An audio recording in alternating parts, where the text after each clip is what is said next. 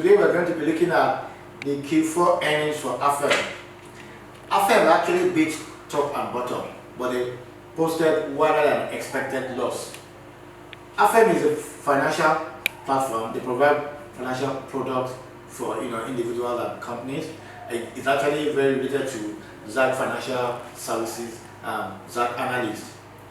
They beat top and bottom, but the stock plunges because they posted wider than expectation loss. Affirm is one of those stocks. During the lockdown, it did extremely well. Immediately after the lockdown, it still did well. But then, after then, the stock has not performed at all. At all. The details of the earnings, the actual revenue is 364 million. What was expected is 355 million. The adjusted EPS is 0.65 cents, while what was expected is 0.51 cents.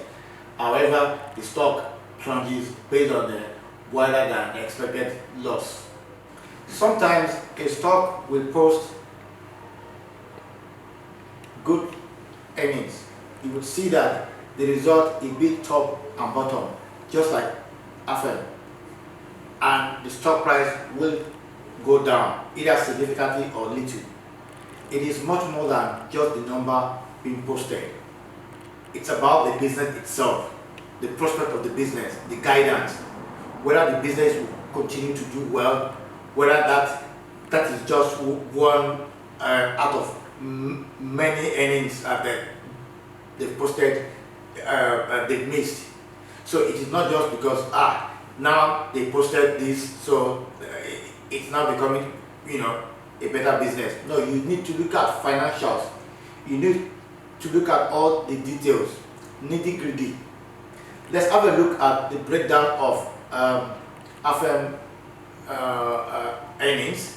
Let's see why. Maybe we will have a glance of reasons why the stock actually plunges, and let's also have a look at price action. Let's see the chart to see price action. Let's have a look.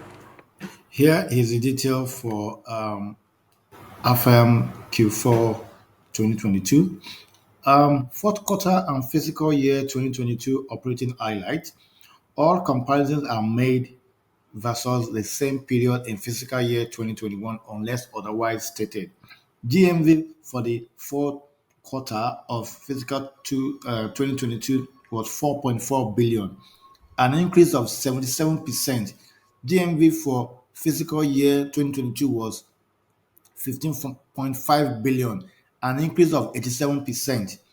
Active merchants saw an increase from 29,000 to 235,000, driven primarily by the adoption of Shop Pay installment by merchants on Shopify platform.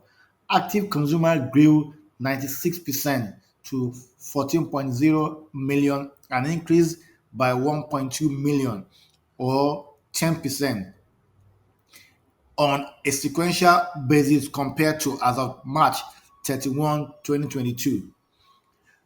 Total transaction grew to 12.0 million for the quarter, an increase of 139%.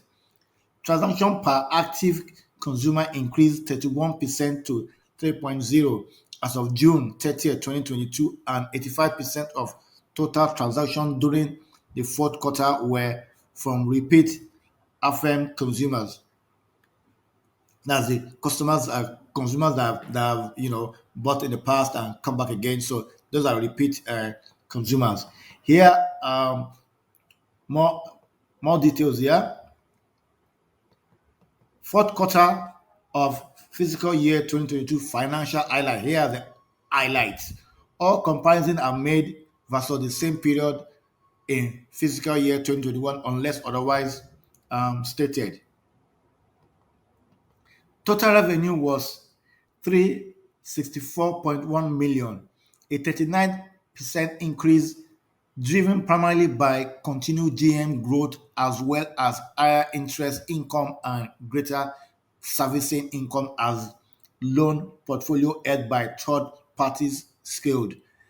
The impact from the higher GMV growth and increased income was offset by mix shift towards lower take rate programs such as split pay and large enterprise partnership in general merchandise category, which saw GMV growth of 477%. Total revenue less transaction cost increase of 25% to 184.3 million, primarily as a result of strong revenue growth and a decrease in loss on loan purchase commitment, offset by increased processing and servicing costs and provision for credit losses.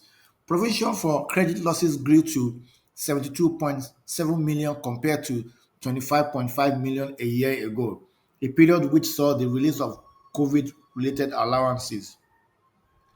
In comparison to our more normalized fiscal third quarter of 2022, provision for credit losses grew just 10%, and provision for credit losses as a percentage of GMV declined by 4 basis points sequentially to 1.65%.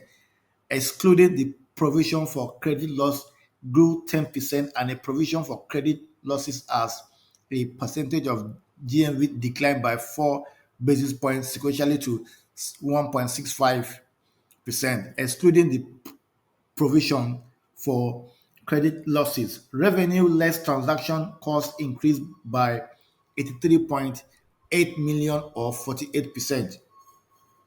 Operating loss was 277.2 million compared to 114.3 million in fourth quarter of fiscal 2021, which include 108.0 million of expense related warrant granted to Amazon in November 2021, an increase in stock-based compensation expenses of 100 of 10.7 million to 110.9 million.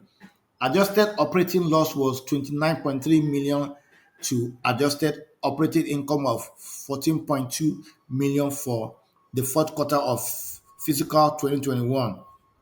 Adjusted operating margin was 8.0 compared to 5.4 for the fourth quarter fiscal of 2021.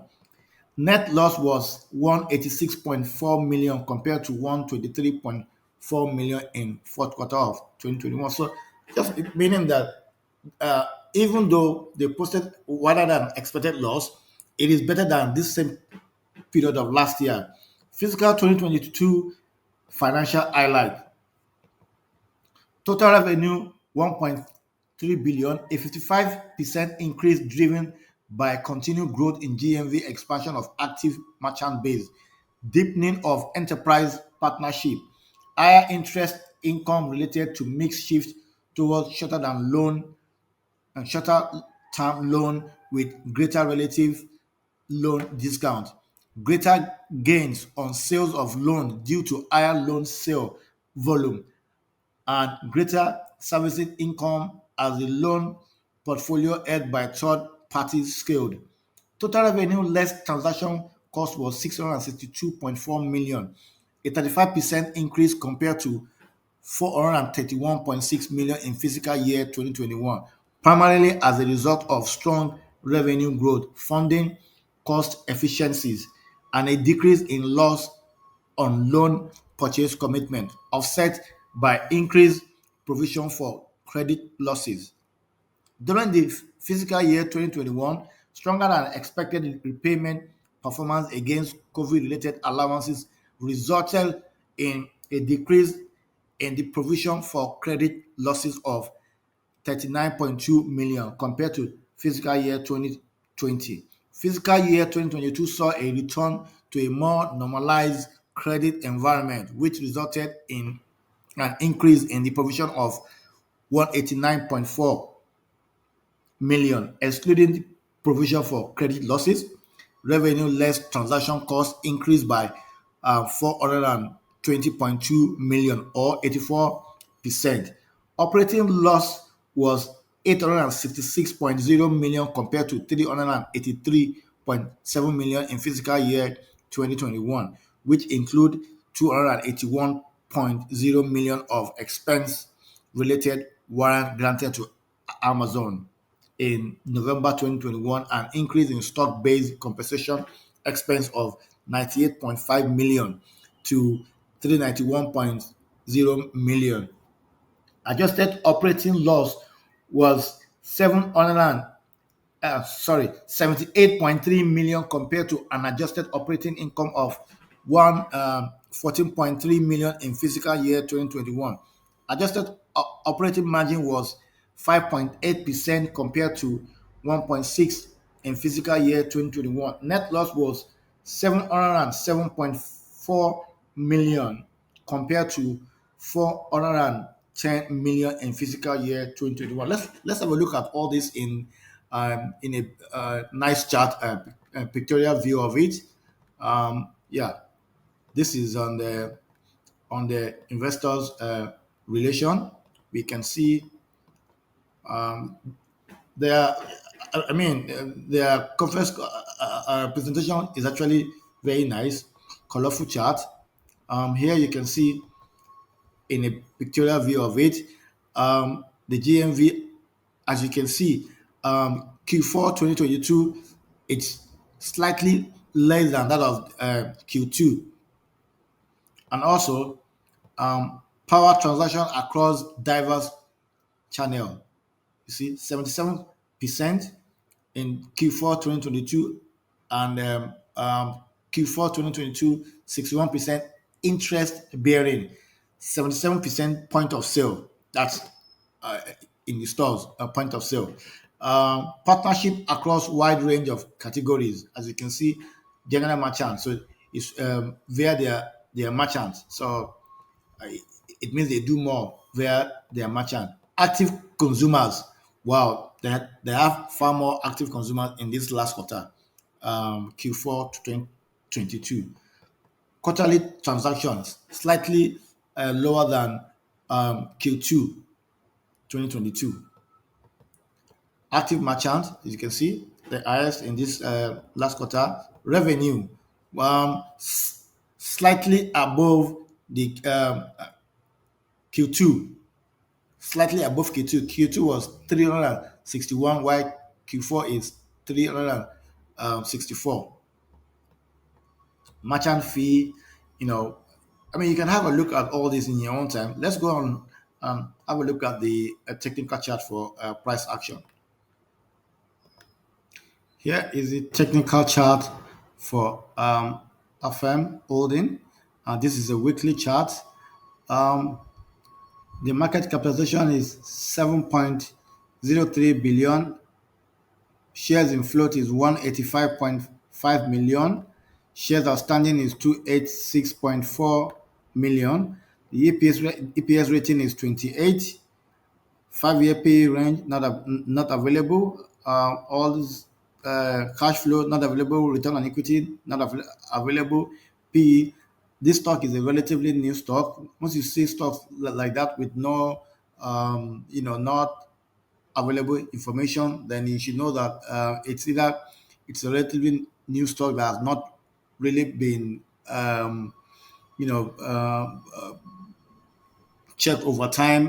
There are no um, good information, enough information, fundamental information for over a period of 2 years or 3 years.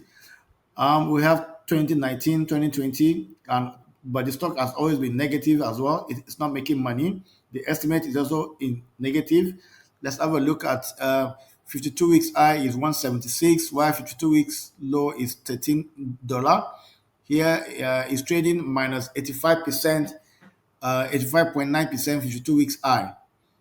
Um, Owners, we have 52% fund, 1% bank. Uh, Checklist, Peter Lynch, 1 out of 8. Warren Buffett, 0 out of 16. Zero, guys, zero. If this stock is in your portfolio, you should know why you have it in your portfolio, because even as you can see, there are no information available that you can really value it. You know, variables that you can use to actually do a good valuation, they're not available. As you can see, it's zero.